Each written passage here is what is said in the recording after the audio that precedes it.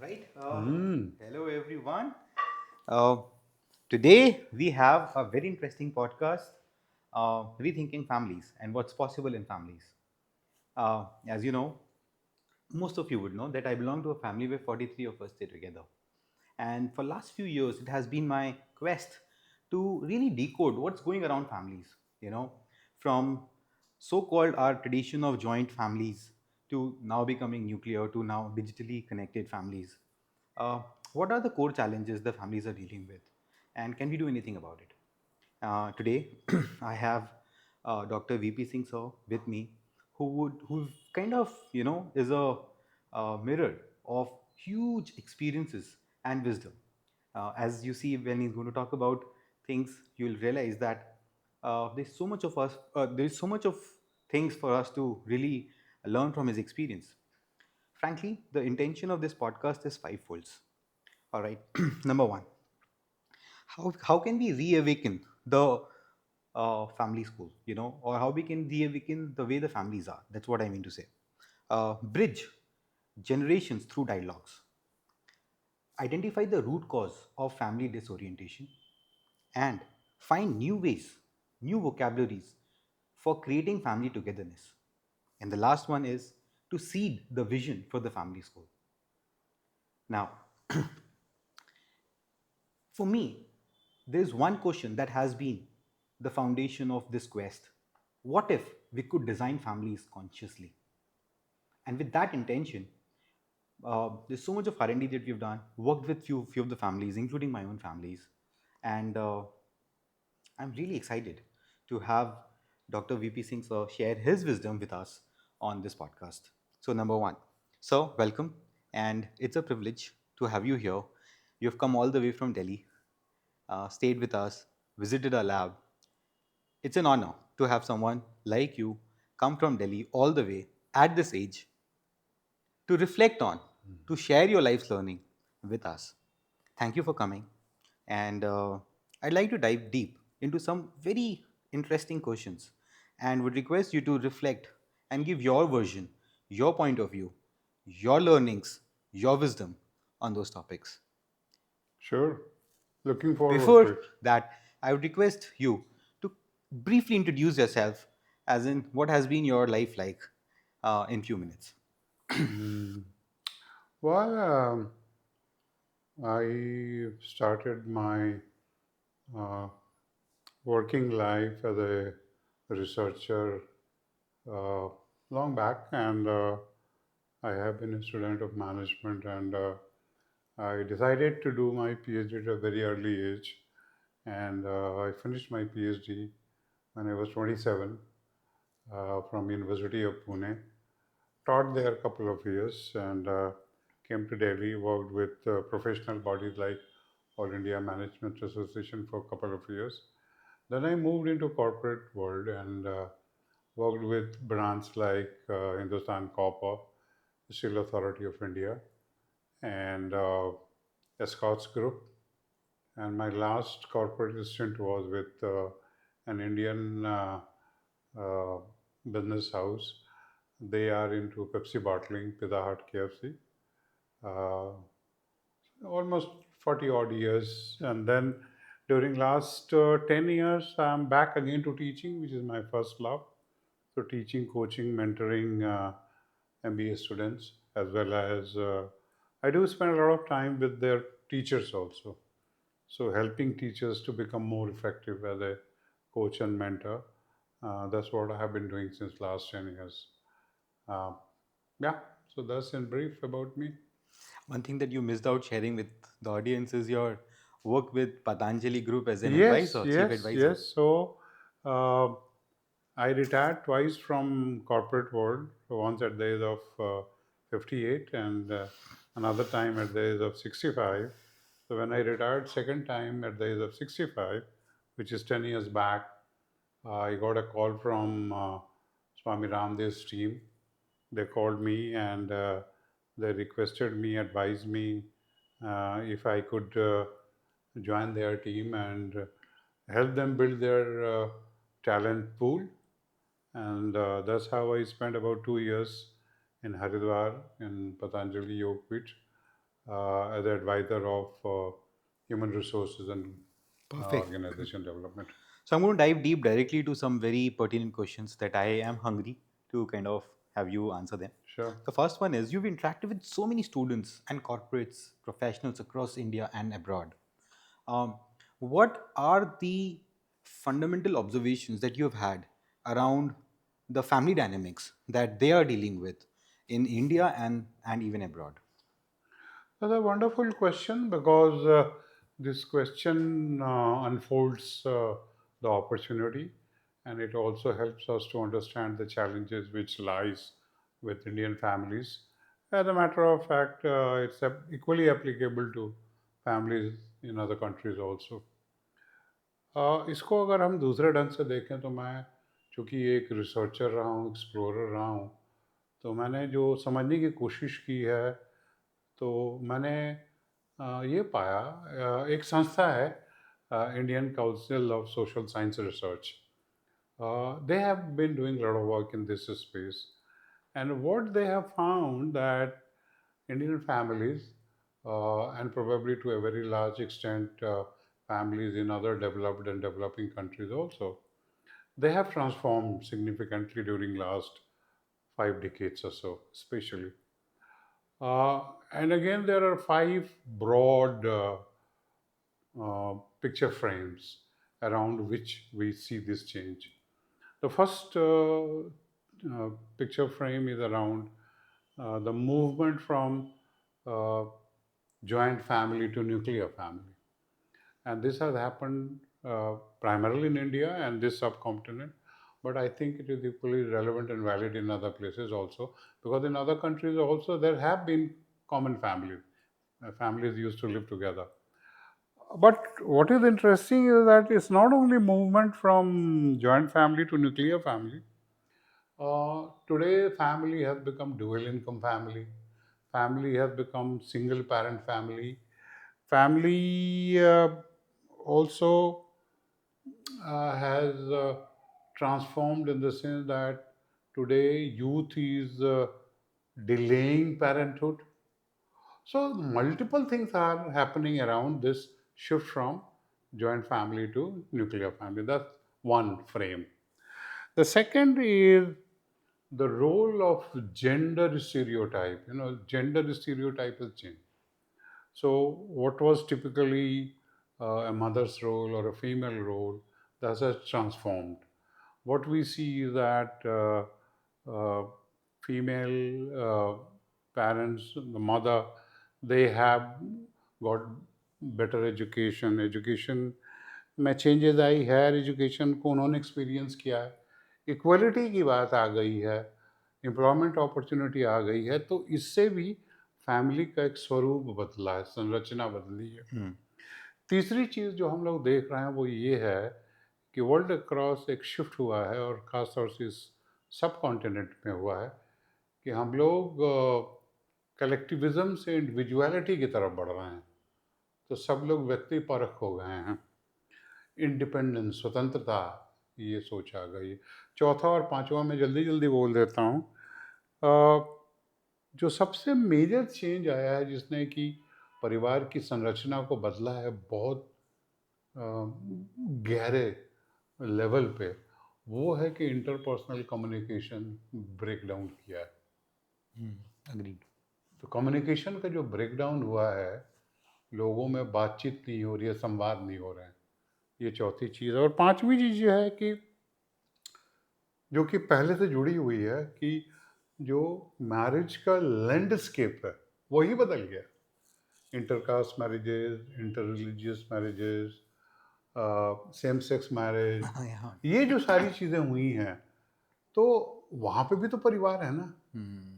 Same sex marriage में भी परिवार है, सही उनके बात भी है. बच्चे हैं. तो कहने का मतलब है कि ये पूरी जो हमारी जो अवधारणाएं थी पहले की, एक जो परिवार होता था 1910 में, 1920 में, 1930 में, 2025 में वो परिवार वो नहीं रहा. और ये मौलिक परिवर्तन हुए हैं, और इसमें कई सारे फैक्टर्स रहे हैं. टेक्नोलॉजी में जो परिवर्तन आया उसने भी प्रभावित किया है. और ये जो परिवर्तन है ये संकेत दे रहे हैं कि इसको बदले हुए संरचना को संभालने की ज़रूरत है। हम्म, बदल तो गया, उसको कैसे संभाला जाए? Can we leave it just like that? Hmm, answer is no, answer is no. सही तो बात हम है। क्या करें जिससे कि एक बार ये फिर परिवार एक साथ ऐसे हो जाए, वो परिवार की जो इकाई है, हम्म, वो एक उद्देश्य के लिए काम करे, एक पर्पज़ हो उसका, उसमें एक सहमति हो, एक संवाद हो। ये जो चीज़ है, यह स्वतः स्फूर्त नहीं होगी, स्पॉन्टेनियस नहीं होगा।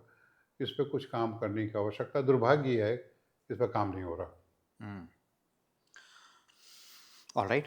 सर, जैसे अभी आपने जो बातें बताई उसमें एक दो चीज़ें जो मेरा पर्सनल ऑब्जर्वेशन है उसमें मैं ऐड करना चाहूँगा।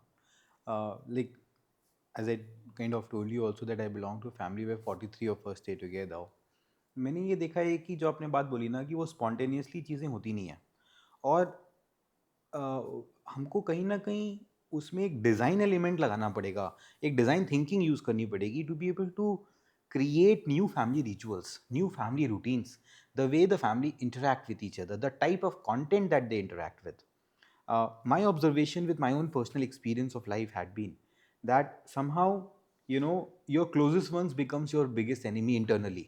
बाहर से तो आप मुखौटा करके पैद करके बात कर रहे हैं, सब कर रहे हैं, but internally most of us are dealing with our own internal families conflicts, and this is very very discouraging. You know, families which should have been each other's greatest strengths unfortunately are coming out to become their biggest enemies. Not even enemies, at least barriers, if I would say.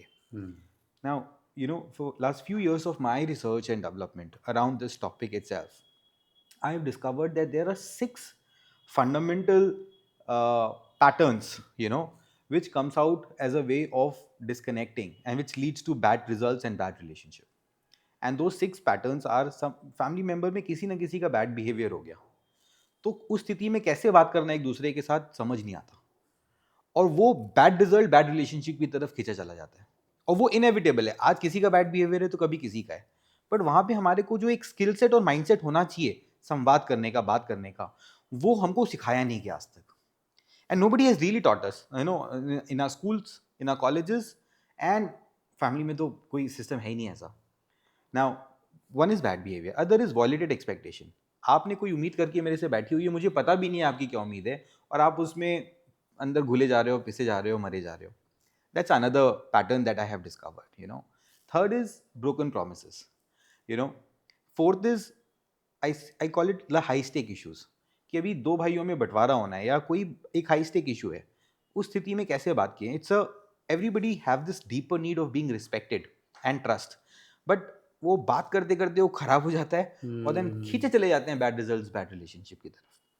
Then the the last one is the emotionally charge situation. किसी को बहुत गुस्सा आता है, वो भी जब भी बात करता है गुस्से से बात करता हुँ, है, तो कोई सेफ ही नहीं महसूस करता बात करने के लिए। तो ये सारे पैटर्न्स को जब मैंने अपने खुद के फैमिली में देखा, खुद के साथ देखा कि वो मेरी खुद की कॉम्पिटेंस नहीं है हुँ, इसको डील करने की, तब पढ़ाई स्टार्ट की, देखना स्टार्ट किया, अलग अलग किताबों में घुसे, अलग अलग वर्कशॉप अटेंड करी इंडिया हुँ, में बाहर, तब समझ में आया अच्छा ये एक विद्या है जो सीखी जा सकती है। हुँ, हुँ, और फिर मेरे अंदर ये सवाल आया कि ये विद्या हर एज एन डायरेक्टली फैमिलीज के लिए क्यों नहीं है। You know, as a learning culture, आज एक बच्चा समाज में जाता है स्कूल में कॉलेज में सीखने के लिए, हुँ, but when was the last time सारे फैमिली मेंबर्स इकट्ठा बैठ के कोई चीज पे पढ़ाई की। There is no orientation in the society like this, and I feel there is a huge need for something like this as an experience what I am sharing with you hmm, now. Furthering this conversation, you know, I would like to ask you, what are the core five needs that families have today that are being not met? हुँ। मैं पहले आपकी बातों को थोड़ा-सा reinforce कर देता जी। हूँ, कि जैसा कि आपने कहा कि आपने ये पाया कि इसके अराउंड कोई आपको यंत्र तंत्र विज्ञान नहीं मिल रहा है जिसके माध्यम से परिवार इकट्ठा हो मिसिंग है, सके, हाँ। साथ रहे। वो एक टेक्नोलॉजी, एक स्टैंडर्ड ऑपरेटिंग प्रोसीजर या इस तरह की कोई चीज़ नहीं है। ये दुर्भाग्य है, और ये हकीकत है, और ये यथार्थ है। हम लोग एक तरफ ये ज़रूर कहते हैं कि फैमिली एक इंस्टीट्यूशन है, एग्जैक्टली। लेकिन समाज के जो दूसरे इंस्टीट्यूशंस हैं, उसमें आप जाके गहरे में देखेंगे कि उस इंस्टीट्यूशंस के नियम कानून होते हैं। राइट। उसका यम नियम होता है। यस, परिवार में कोई यम नियम नहीं है मिसिंग है। और कोई मानता भी नहीं है। हम्म, उसका कारण ये भी हो गया कि इंडिपेंडेंस और इंडिविजुअलिटी की जो बात आई, वो हमें स्वच्छंदता की तरफ लेके गई। हम स्वच्छंद हो गए। हमने जो एक सीमाएं हैं, जो कि स्वस्थ सीमाएं होनी चाहिए, उसके प्रति हम लोगों ने ना तो बात करी, ना उसके अराउंड में फैमिली के बारे में बहुत कम काम हुआ है। हम्म, इंडस्ट्रियल ऑर्गेनाइजेशंस हैं, उस पे बहुत काम हुआ है। वहाँ हर चीज़ का नियम कानून है। परिवार भी तो एक समूह है ना। एक जिस तरीके से ऑर्गेनाइजेशन एक है। ऑर्गेनाइजेशन है, एक इंडस्ट्रियल ऑर्गेनाइजेशन है, एक शॉप है, वो एक उसके अराउंड तो नियम कानून है। यहाँ पे जो नियम कानून जो है वो स्वच्छंद है। सही बात है। तो आवश्यकता इसकी है कि इसके बारे में काम किया बात जाए। हो। आपका ये प्रश्न है कि परिवार के पुनरुत्थान के लिए, उनकी वेलबींग के लिए क्या चीज़ें ज़रूरी हैं। तो मैं तो ये समझता हूँ कि परिवार के लिए बेसिकली, जैसे कि हम लोग कहते हैं, मनोवैज्ञानिकों का कहना है कि हम जब इंटेलिजेंस की बात करते हैं तो हम दुर्भाग्य से खाली मेंटल इंटेलिजेंस की बात करते हैं। एक परिवार को कम से कम 4 किस्म का इंटेलिजेंस चाहिए। एक तो फिज़िकल इंटेलिजेंस चाहिए कि हम खा पी क्या रहे हैं, हमारा स्वास्थ्य कैसे है, उसके अराउंड नियम कानून और उसके अराउंड एक रेजिमेंटेशन का होना ज़रूरी है। दूसरा मेंटल इंटेलिजेंस की बात हो रही है, जिसमें कि हम बुद्धि, जिसको हम कहते हैं, उसका विकास हो। तीसरी जो बात आती है, जिसको हम इमोशनल इंटेलिजेंस कहते हैं, जो भावनाओं से जुड़ी हुई है, क्योंकि सबसे महत्वपूर्ण है, जिस पे परिवारों में काम बहुत हुआ है। और आखिर में जब हम आते हैं तो स्पिरिचुअल इंटेलिजेंस की बात करते हैं। पुराने ज़माने में आप देखिए कि जो दादा दादी थे, नाना नानी थे, वो कहानियों के माध्यम से, पंचतंत्र के माध्यम से अपने नाती पोताए को वो स्पिरिचुअल एलिमेंट देते थे। आज वो ख़त्म हो गया। आज ज़्यादा से ज़्यादा क्या करता है, एक माता पिता कहीं से कोई कार्टून, कहीं से कोई एस्टेरिक्स वो ले आके दे देते हैं, या 2 मिनट बच्चे के साथ बैठ जाते हैं।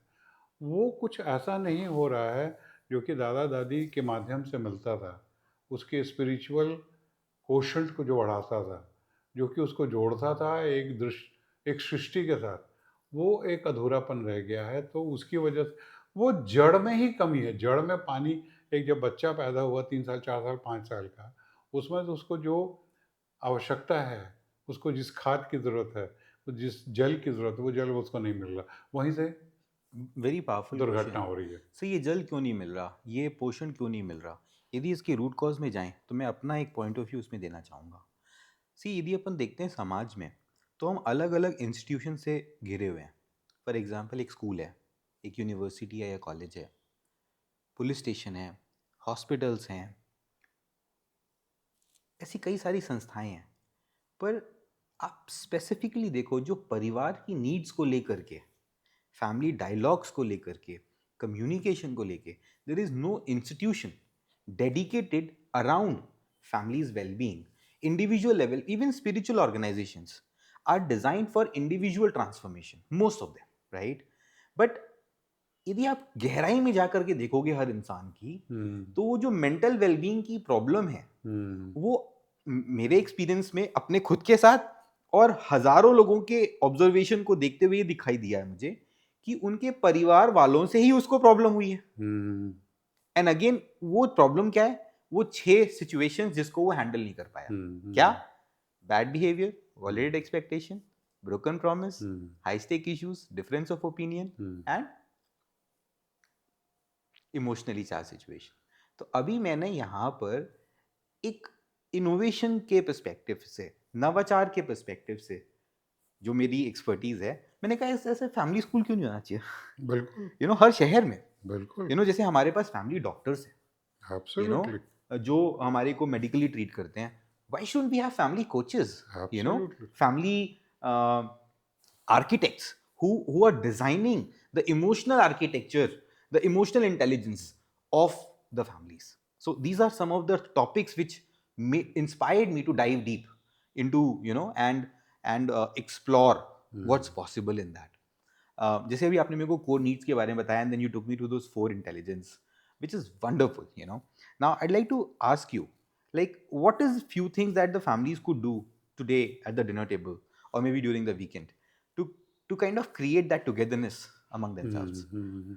उसके पहले मैं आपने जो बात बदली उसमें थोड़ा सा और जोड़ देता हूँ कि हमारा हम लोग सौभाग्यशाली हैं कि हमारे पास एक ज्ञान का भंडार अवेलेबल है, हमारे पास ज्ञान है, हम संस्थाओं को चला रहे हैं, स्कूल अच्छे चला रहे हैं, हम बिजनेस ऑर्गेनाइजेशन अच्छी चला रहे हैं, लेकिन फैमिली ऑर्गेनाइजेशन को हम नहीं चला पा रहे हैं। तो मैं कहने का तात्पर्य ये है कि हमारे पास तंत्र मंत्र है, It उस needs to be तंत्र मंत्र को integrated into the family as well. Contextualise हाँ. करके उसको परिवार के संदर्भ में ला के Hmm. उसको परिभाषित करके एक प्रस्तुत किया जाए, उसकी बहुत ज़बरदस्त कमी है, बहुत कमी है।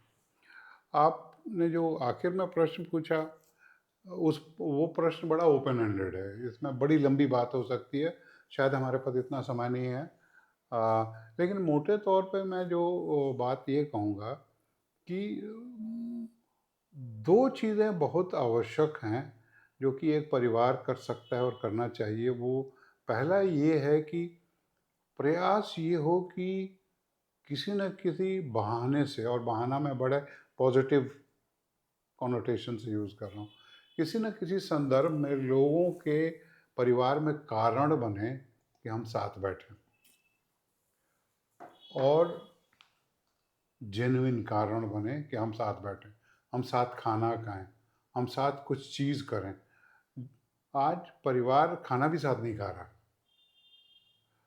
हॉलिडे पे भी जाता है तो अलग अलग रहता है, सबकी अपनी अपनी चीज़ें हैं, सही इंडिविजुअलिस्टिक बात है. ज़्यादा हो रहा है। तो एक तो ये है कि कोई यम नियम हो, कोई तंत्र मंत्र हो जिसके माध्यम से लोग ज़्यादा ज़्यादा साथ बैठें, कॉन्टेक्स्ट कुछ भी हो, अवसर कुछ भी हो, पहली बात।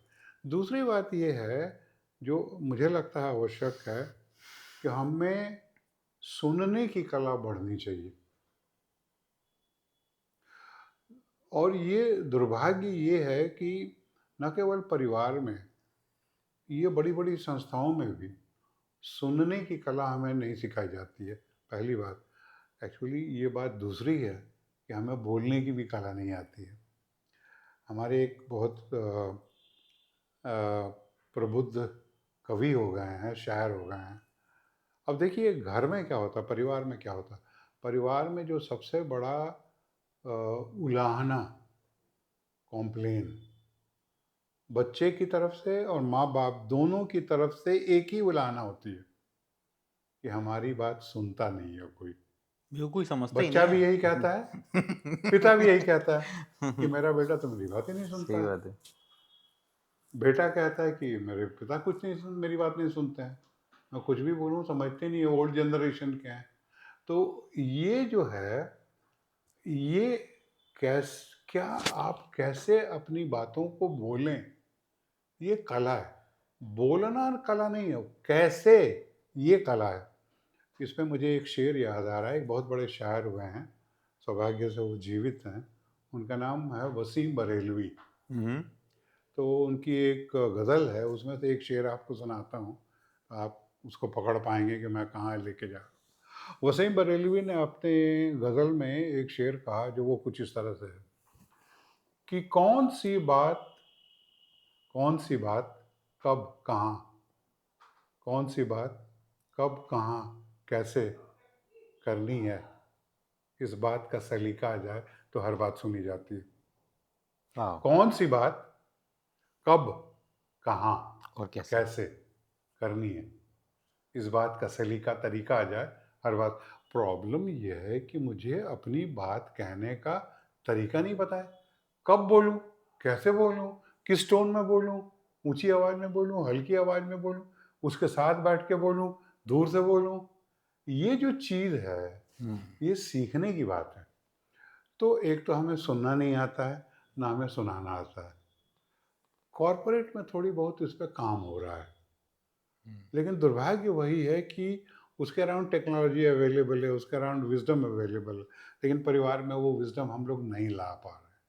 और ये जो वैक्यूम है, यहाँ पे बहुत ज़रूरी है कि कोई आए, कोई संस्था आए, कुछ लोग आए, एक समाज आए जो कि परिवार को, जिसको हम लोग हमेशा शुरू से कहते रहे हैं कि ये प्राइमरी यूनिट है, ये बेसिक यूनिट है, यहाँ से ही सारी चीज़ें हो रही हैं। तो जड़ को तो मजबूत करें हम। अगर हम इस जड़ को मजबूत कर पाए, ऑर्गेनाइजेशन में भी दिक्कतें कम होंगी। ठीक बात है, बिकॉज इट्स ऑल इंटरकनेक्टेड. तो शुरुआत अगर अच्छी है तो ऊपर चीज़ें आसान होंगी। लेकिन इस पे, जैसे कि हम लोगों ने बात कही कि बहुत विशाल अवसर है, बिग अपॉर्चुनिटी, और पूरी संभावना है कि इस पे काम होना चाहिए।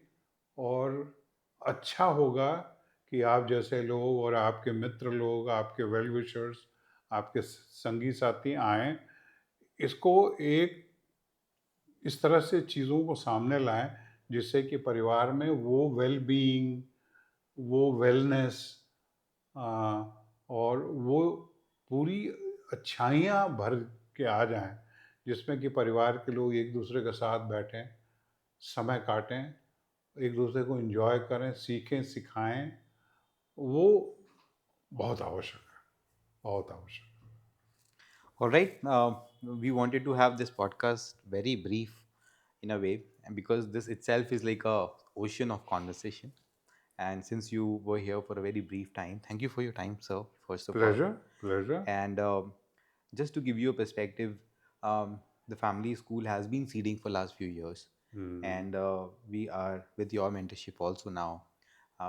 Looks like there will be an official launch of it very soon. We have been having soft launch by working with almost Hmm. 10, 12 families, with my own family and my mamaji's families and others which I have all worked, around.